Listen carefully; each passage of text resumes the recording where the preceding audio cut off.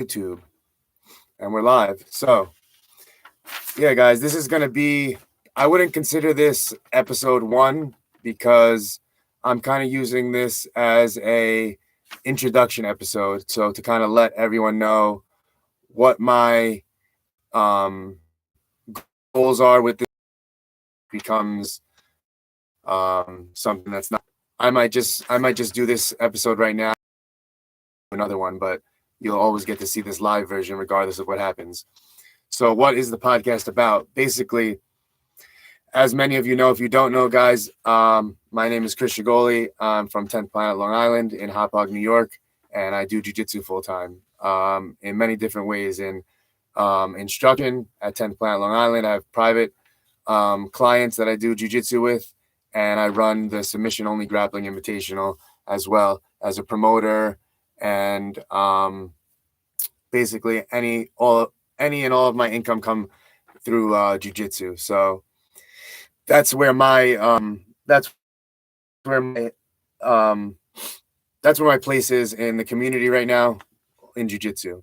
And there's a couple of things that go with that. Just the people I meet, the conversations I have with jiu-jitsu athletes, students, other instructors, other school owners, other enthusiasts, other hobbyists, other people who are in jiu-jitsu through vendors, whether it be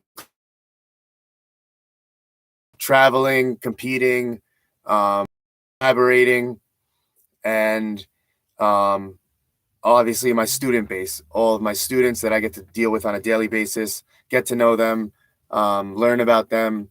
So that's where my intention comes with this podcast, is using that community that I have to bring people on the podcast who are doing jiu-jitsu, who might not be doing jiu-jitsu as a job, but bring them onto the podcast to explain how they got into jiu-jitsu, right?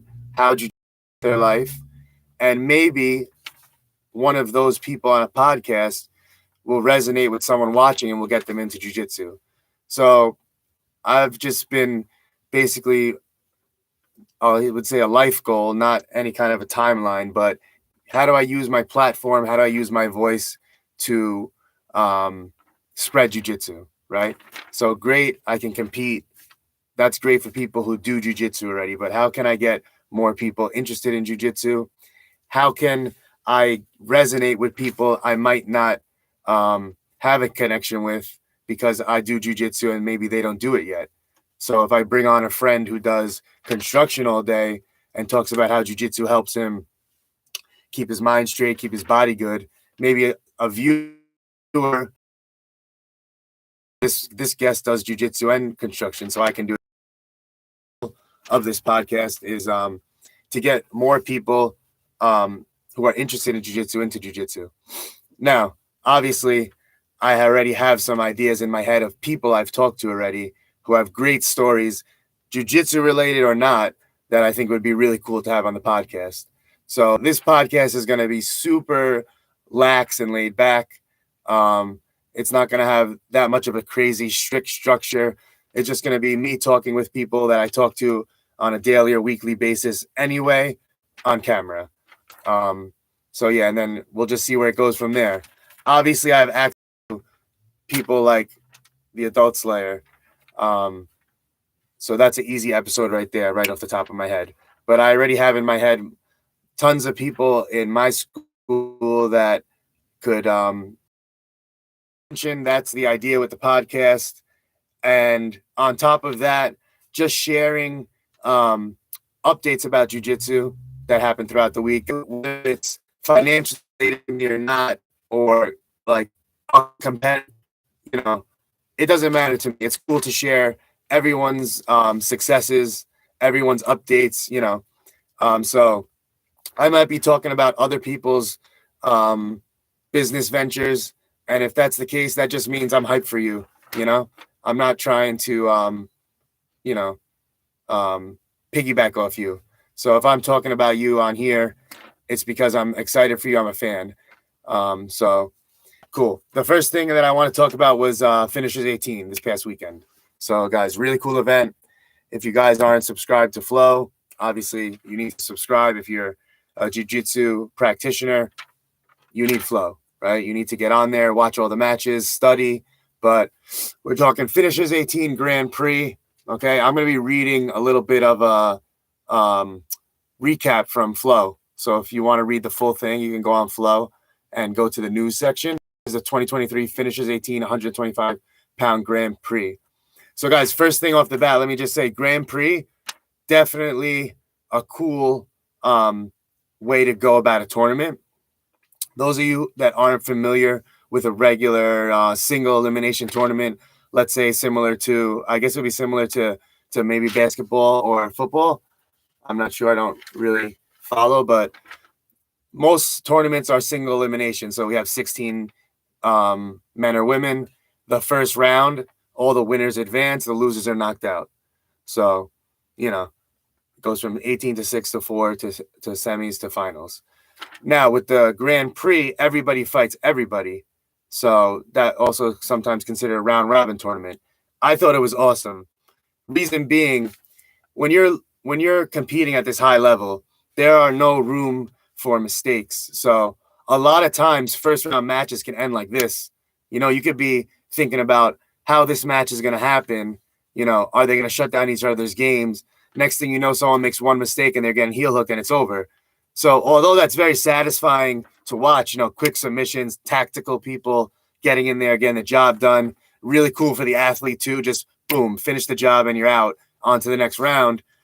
With this Grand Prix style, it's really cool because you could lose your first match quickly or otherwise, and you still have plenty more opportunities to fight other people and advance towards the finals. So in this Grand Prix, as I read this, you'll notice that both finalists entered the finals with the same, let's say, points. They both had 3 submissions. So the title of this recap is Alex Enrique wins 125 Grand Prix over Grace Gundrum. Enrique submitted each of her 3 opponents before facing Grace Gundrum in the final. Gundrum also submitted her first 3 opponents. Okay, so they both finished their first 3 opponents and they went to the final. So this week and a final for the 125-pound finisher's strap and $2,000 in Bethlehem, PA. Atos black belt Alex Enrique collected 3 quick subs in her pool, while 10th planet black belt Grace Gundrum did the same in hers. The 2 young phenoms faced off in a cautious back-and-forth match where Enrique was able to win by ride time. Enrique submitted her first 3 opponents all within the first 2 minutes of each match. She made quick work using wrestling, passing, and back control. This was the first time Gundrum competed since the 2021 WNO Championships, more than 15 months ago. Outside of overtime round, she stayed almost completely out of danger as she finessed her way to an outside heel hook, Choi bar, and arm bar in regulation. Gundrum started every match by pulling guard, but did not hesitate to enter the legs or wrestle up. Enrique and Gundrum contributed to the high submission rate of the event. 10 of 13 matches in the Grand Prix ended in submission in regulation. Guys, that just goes to tell you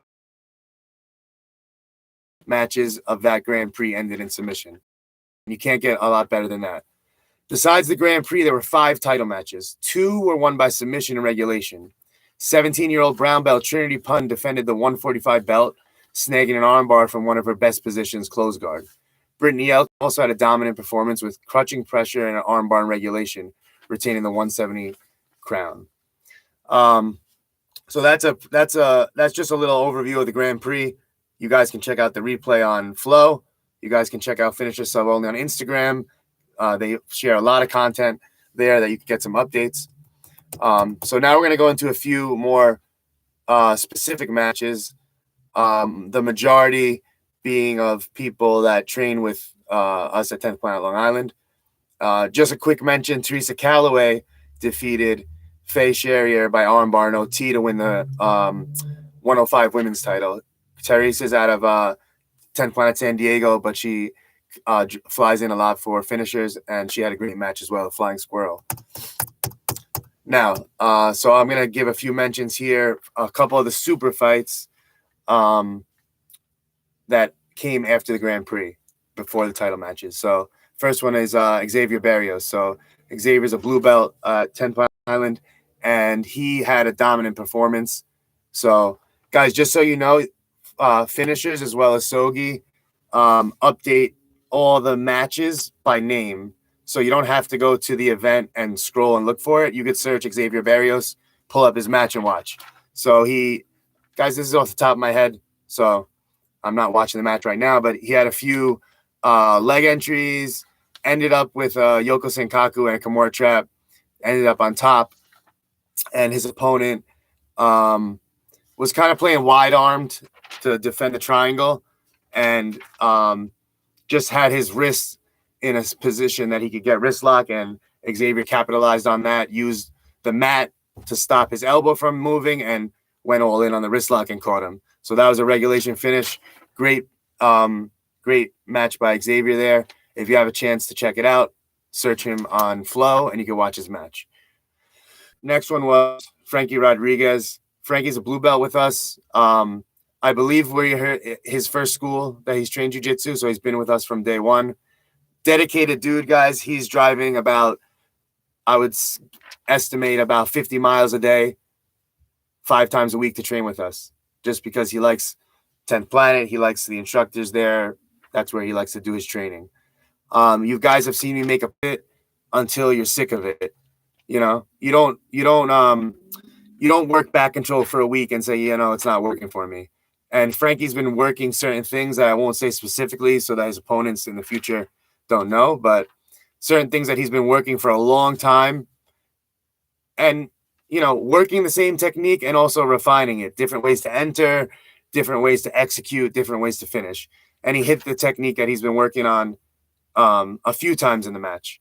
Okay. Didn't finish, but went into overtime with a really tough opponent.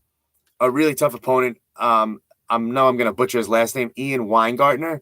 So I just know of Ian through the grappling scene, through traveling and seeing him compete. I know he's been competing since like teenage years in adult divisions. From my experience, has a sick Williams guard. I've seen him like do really good with Williams guard and more recently entering into the legs. So it was a really tough opponent for Frankie. I wasn't surprised it went to OT. Okay, because when the levels are that similar, it usually will. But Frankie ended up securing a rear naked choke in OT with a finish. Okay, and then we had Chris Van Dunk, Vanny the Sun. So Chris had, I believe Frankie and Chris both fought purple belts. Okay, so if you follow Adult Slayer on Instagram, you know that he's calling out finishers to give Frankie and Vanny top 10 guys. Okay. So Vanny, I'll say the same thing about him. Very good at executing his A game in competition. Composure, athleticism, doesn't get overwhelmed and, switch to another game when he's being pressured or anything like that. He sticks to what he knows. He sticks to what he's going for. And for the most part, aside from, I would say, and Vanny, you can correct me on this in the comments, I would say in every competition that Vanny has won, he's executed close guard submission, and majority of them are more. To see it, I love close guard. I love to see him stick to like a fundamental move and be able to execute it not only at white belt, blue belt, but now against purple belts. It just shows that you can choose a technique and become a master of it and make it you can make any technique dangerous at any level. Okay. So that was really good to see. Me and him were at LEF in the week before. I said, listen, every time I see a fight poster with your name on it, I don't really read anything through it. I just look at the other guy and say, oh, this looks like someone Vanny could close guard Kimura. And that's what happened. So he finished in regulation with a close guard Kimura. Now, 2 titles that we took home at 10th Planet Long Island. First one was the 170. I could be wrong. I believe it was an interim title match because it was supposed to be Dylan Garofalo versus Andrew Cockle. The title holder is Andrew Tackett, but because he wasn't available to be there, I believe Cockle and Dylan were going for the interim. Regardless, Dylan fought Ricky Pena.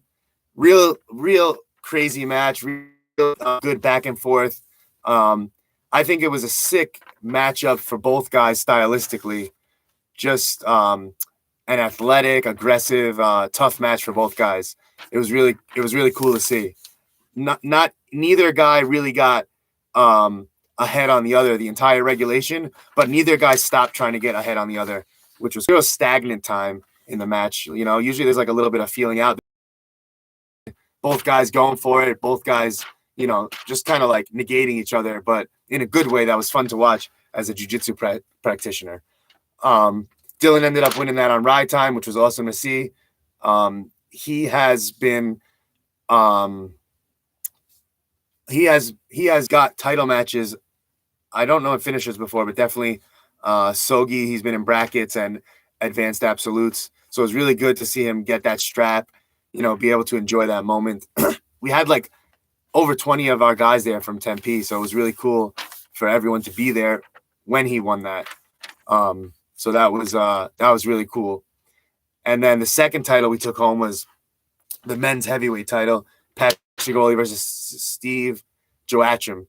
Okay. Guys, let me tell you off the bat, I love both these guys.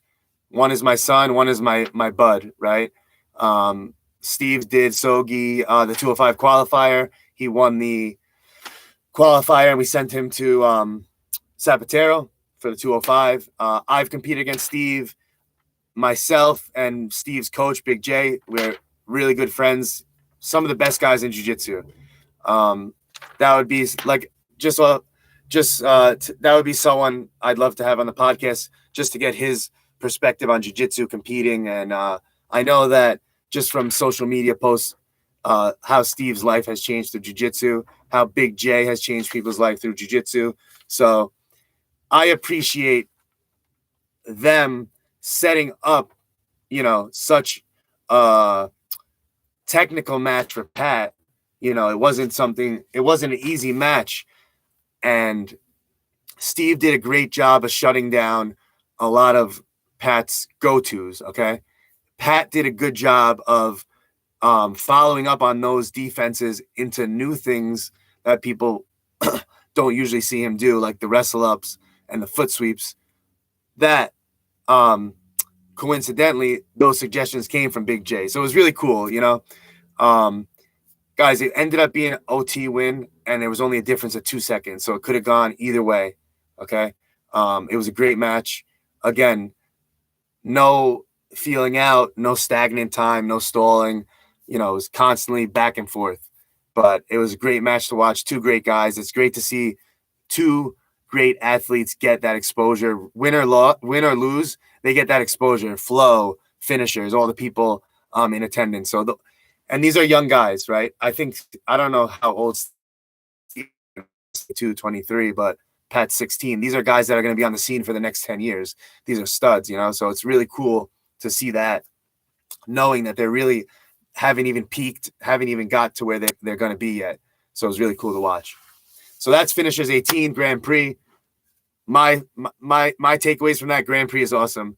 I'll definitely be taking that into account for SOGI in the future if we can do some kind of a round robin tournament like that. I really like that. I really did. So now we're going to talk about a little bit of SOGI, what we got upcoming for SOGI. So if you want to get the quickest updates for SOGI, I would say go on Instagram at SOGI Tournament. We're a live stream partner with Flow Grappling. Okay, so our pro events are all streamed on Flow. Our opens aren't streamed, but you can watch in person. They're hosted by 10th Planet Long Island. So the first thing we have coming up is the Purple Belt Absolute, Open Absolute. We are doing a men's and a women's. So that's going to be January 28th, 6 p.m. Both of those events are on Smooth Comp right now. So if you want to go on Smooth Comp, you don't have to pick a weight. It's Open Absolute. You don't have to weigh in. It's Open Absolute.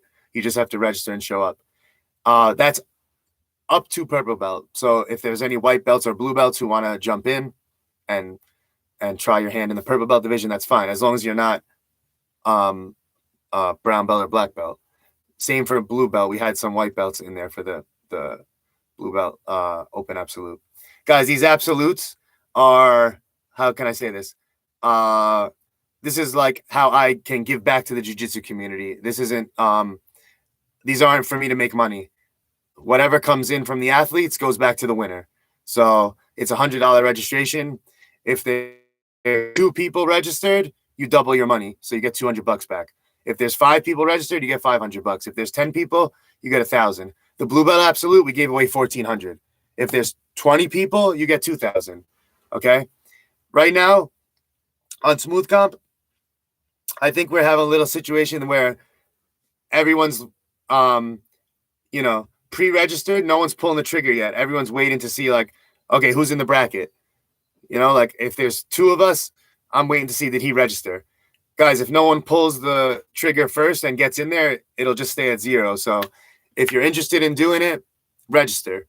Okay. Once people go on Smooth Comp and see 1 person's registered, 2 people's registered, 3 people's registered, they'll start registering. But if no one registers and keeps waiting for the other people to do it, it's not going to happen.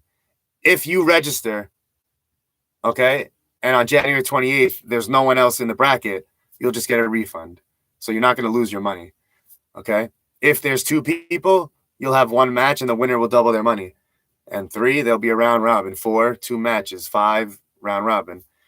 Or however the seeding works out. We use challenge. We put in all the athletes and we shuffle the seeds. If it's an uneven number, they set up buys and etc. And that's what happens. 10-minute matches, EBI rules, all submissions legal. Any pro event or cash event, guys, is always going to be all submissions legal. So I'm not going to run a pro event or a cash bracket and not allow heel hooks and not allow reaping. If it's pro or cash bracket, it'll be pro rules. For the open, if you do beginner, there's no heel hooks, no reaping, no twisting locks. Okay. The next thing after the Purple Belt Absolute, so that's January 28th. The next thing after that will be the Winter Open. So, guys, Winter Open 2022 or end of 2021, we had a huge success with the Winter Open. So this is something we've been doing either 2 or 3 years now. So this is basically $99 registration. Okay, I took away the early bird charge, right? So if you sign up the day before or you sign up now, it's still $99. 2 match guarantee. What does that mean? That means if you have a bracket with 2 people, you'll do best of 3. Okay. That means if you have a bracket with 8 people and you lose the first round, you'll get a second match with someone else who loses in the first round. Okay. That means if there's a best of 3 and you lose twice and you come up to myself or someone at the bracketing table and says, listen, I really didn't get any mat time today. Can I get another match? No problem.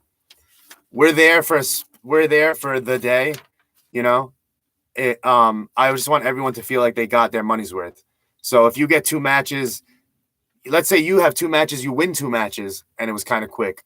Hey, man, I drove down here from Jersey. Can I get another match? No problem. We keep a list of the brackets. We circle who advances, who doesn't, and we make sure everyone gets 2 matches. If you get your first match and you don't want to have a second match, no problem. Okay? But we're at the bracketing table. Guys, when you go to these events, you're dealing with either me or someone in my team of 4 or 5. Okay? So this is very close and intimate. Like, this isn't a big corporate, You don't have to go here, there. You're going to have an opportunity to talk to me or someone in our team if you need something. And, we're always going to make it happen. So 2 match guarantee. Same day advanced absolute. What does that mean? Advanced division, purple, brown, black, all weights. If you win your weight class, you advance. So you still get your 2 matches, then you advance to the advanced absolute. That happens at the end of all the brackets. So all the advanced winners from 135 to 230, right? So that's 5 or 6 people go into another bracket. Okay, the winner of that is the advanced SOGI advanced absolute champ. Okay, if it's for females, it's from 115 to 145, I think. Okay, advanced winners, in addition from the advanced absolute, you win your division, you get a free registration to SOGI Worlds. So that'll be at the end of the year in November. So SOGI Worlds, how does that work? You can register, $99, 2-match guarantee, everything the same. But if you do either of the opens, winter or summer in July, you win that division, you win your advanced division, you get a free registration for SOGI Worlds. Okay? So basically for $99, you get 2 matches, you get potentially a third bracket, advanced absolute, you get potentially a second full tournament day at SOGI Worlds. Now, depending on how big the brackets get at SOGI Worlds, I think it would be cool, since those guys are all advanced winners, to throw some cash at you guys at the end of the year, depending on how big those brackets get. It'd be great to see advanced, 8-man brackets that we could give the winner like a couple $100 at least for winning, their second tournament of the year, advanced. Okay. After the Open, right, February 5th, now we move on to March. Okay, guys, I'm just giving you the first quarter. We have a ton of events coming up entire year. So we have Winter Wars, okay? March 11th, 10th Planet Long Island, okay? I'm going to give you guys a rundown of what we've announced so far, okay? This isn't the entire event. This is what we've announced so far. So the main event for that Winter Wars will be live on Flow, okay? Will be Alex Nemeth versus Pat Chigoli for the heavyweight championship. Okay, so Pat just won or just retained the heavyweight championship at finishers. He'll be going to get the heavyweight championship for SOGI. Alex Nemeth actually, I believe, has a win over Steve Joachim, who Pat just beat. He has wins over a lot of good heavyweights, constantly competing, right? Always active. Super high level and devastating leg locker. He's a former SOGI super fight champion. He finished his last super fight at SOGI, I would say under 60 seconds with a Connie Basami to inside heel hook. So I'm super excited for that match. Okay, that's going to be 10-minute EBI rules, 3 OTs. That's the main event. 6 p.m. March 11th on Flow Grappling. Now, what else do we have that day? We have an 8-man middleweight championship.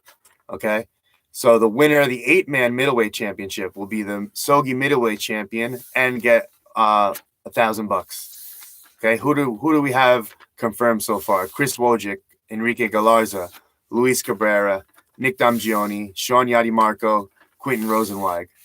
Okay, we have one spot left. We'll either be announcing a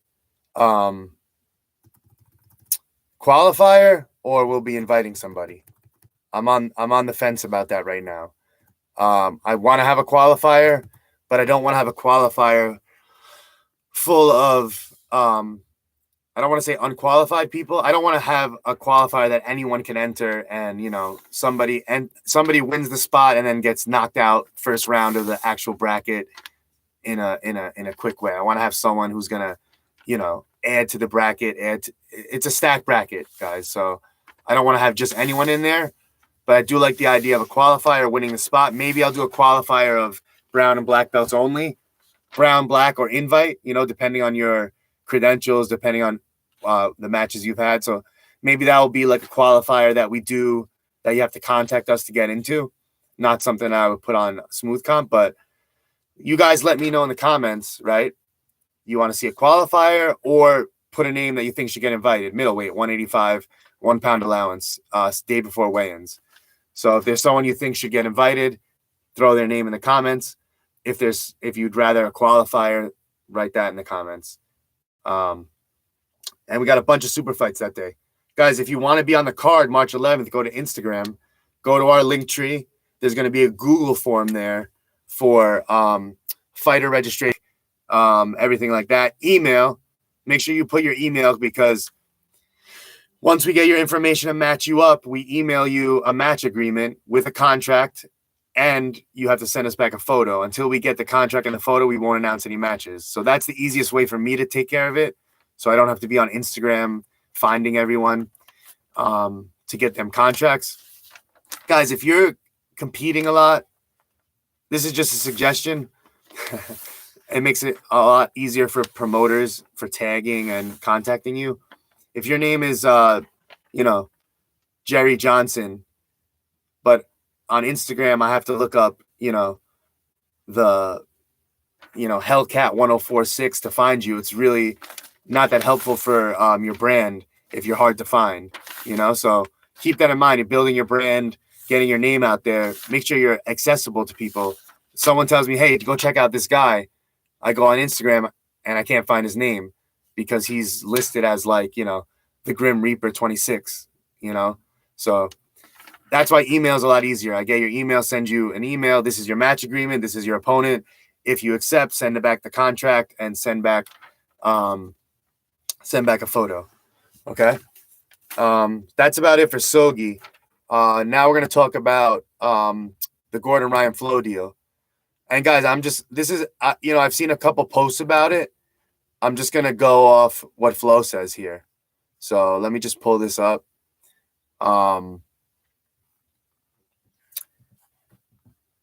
So guys, this is I'm at the news section of Flow Grappling here. Bear with me. All right. So this article is titled guys, this might be something cool too. If there's any articles, if maybe you write them, maybe you were mentioned in them, maybe you read it and you liked it and you want to send it to my Instagram to talk about on the podcast, that'd be cool too. It just makes it easier for me. I have something to talk about, So this is Flow Sports announces multi-fight deal with superstar Gordon Ryan. Flow Sports announces a multi-fight 7-figure deal with top-ranked submission grappling superstar Gordon Ryan. So this is dated January 17th. Flow Sports, a leader in sports streaming and original content, today announced a multi-fight 7-figure deal with Gordon Ryan, the world's top-ranked submission grappler, to compete in Flow Grappling's Tezos Who's Number One series, evolved into the premier Nogi Jiu-Jitsu event series in the world. Ryan, the current WNO heavyweight champion, is a 5-time ADCC world champion, IBJJF world Nogi champion, 4-time Eddie Bravo invitational champion. The submission grappler is coming off a victory on the main event of the UFC Fight Pass on December 15th, defeated Nick Rodriguez in EBI-OT via ride time, and will look to continue his momentum in Flow Grappling's WNO series in 2023. I don't believe it mentions here how many matches he agreed to, but multi-fight. So, guys, that's awesome, right? So if you're a grappler, you get a deal, you're getting paid, multi-fight, 7-figure deal, right? So, I guess first off would be, guys, who opponents-wise, who do you guys think he's going to get matched up with? How do you guys think this is going to affect Mo with ADCC? Because Mo had mentioned that he'll announce soon if he's going to choose. For me, obviously, I'm a Flow Grappling live stream partner, so it's awesome. The only thing I can think is I wonder, had it been a UFC deal, how much money they would have pumped into Gordon and promotion, and that would have been good for jiu-jitsu. But I think this is a good move by Flow to get Gordon locked in for WNO, especially considering they won't have Fight to Win. So now they have, a big hand that they can play to get people subscribed, who they'll match him against. Because it's hard right now with Gordon, right? All the guys his size and his level are on his team. So they have to constantly be looking for new guys. Myself, I'd like to see him fight Victor Hugo again. Maybe a little bit of a longer match, right? Because I think Victor did good at ADCC. There's a lot of potential good matches they can come up with. So that's exciting, right? That's good for guys. Any Gordon versus Vinny? Well, absolutely, because that's on Gordon's mind, right? He wants to get that one back. Vinny has one of the only wins of RIP and Felipe Pena. So technically he got the win back from Felipe at the last event, but they're fighting again. So yeah, Vinny and Gordon definitely will be awesome once they set that up. But guys, when you see stuff like this happen, this is great for everyone, right? This is how this is how we hope all pros will be treated eventually, right? Contracts, good numbers, money that they can use for a living, right? So this just sets the bar higher for everyone. So this is something everyone should be cheering on for Gordon. It's only good for, it's just setting a standard for everyone. It's good for everybody. So that's a cool announcement. And then the last thing, I just wanted to give a quick shout out to Black Belts of Long Island. So they actually featured, they actually did a feature on me today. So if you guys aren't following Black Belts of Long Island, I'm gonna give you their at right now. So it's BJJ _ black _ belts _ of _ LI. Okay. Black Belts of Long Island. So if you guys aren't familiar with them, it's literally exactly what it sounds like. They feature all the Black Belts of Long Island. You can see the Black Belts, the schools. They repost techniques that the Black Belts post, excuse me. But just from speaking with them briefly, this is the purpose of their page. I just wanted to read this. This is really cool. The goal of this page: shatter the tribalism and use each other as a support system to get better and build a network. Beautiful, right? So I'm all for it, right, guys? I think Long Island right now is like one of those hubs, right? When I started doing jujitsu, Manhattan was like the spot, right? Like Henzo's, Marcelo's, Unity, Vitor Shaolin, Mushin, all these top schools, all in Manhattan. And now we have access to so many different styles and black belts here. Like he says, shatter the tribalism. So it doesn't matter what school we're coming from. We're all doing jiu-jitsu, right? There's no secrets anymore in jiu-jitsu, right? So if I go to your school, I'm not going to steal any techniques that I don't have access to on BJJ Fanatics already. But I want to get a firsthand perspective from you on how you do it, right? And I want to share my perspective on how I do it and make it better for both of us, right? Not only just to get better in jiu-jitsu, but just a camaraderie thing. Like we both have a passion in an art that we're doing, and now we're sharing it, right? If there were two artists on Long Island, right, they would get to share tech music.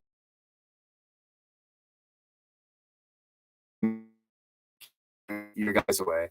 So just open mats, right? So just like in my immediate radius, 10th Planet, Long Island, Breathe, that's Danny Stolfi, Amenda's brother, black belt, Peak, Satava, and now Todd Muckingham are there, Marcelo guys. And those three right there, three different styles. The black Steve Caston at 10th Planet, Long Island, black belt under Eddie Bravo. So you have Eddie Bravo, Mendez brothers, Marcelo Garcia, all different styles that can meld together and get some cool jiu-jitsu techniques, right? And all within, like, let's say, I don't know, 15-mile radius, okay? And all of those black belts are, I think, all about this goal about shattering tribalism and using each other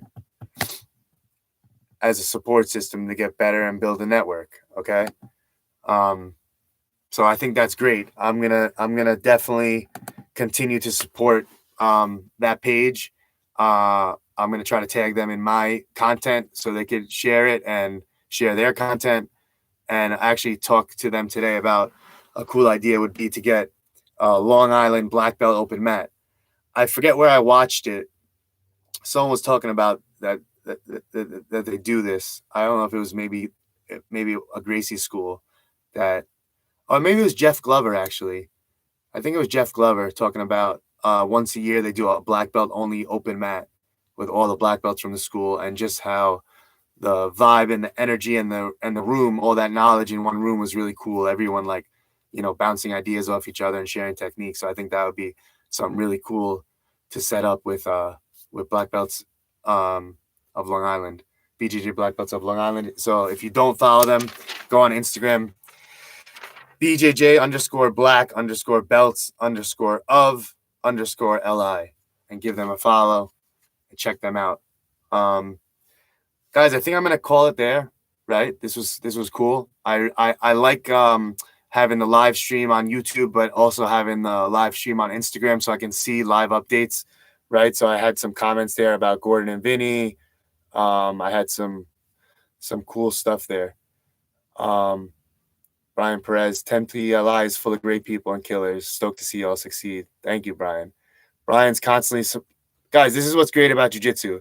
Brian's from New Hampshire, and he's one of the biggest supporters for Long Island, not only my school, but my tournament, SOGI.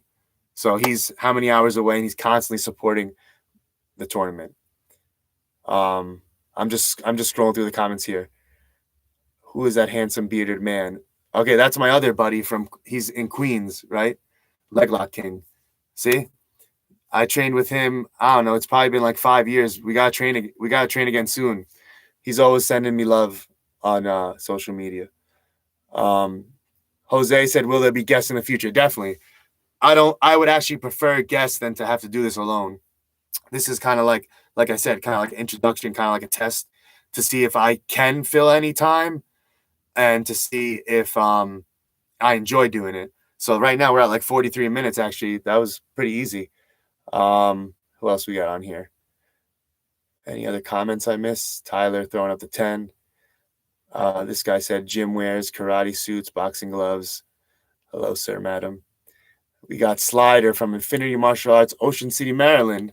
All right, Slider 5570. Actually, I was in Ocean City with my daughter during quarantine, so we're trying to get back down there.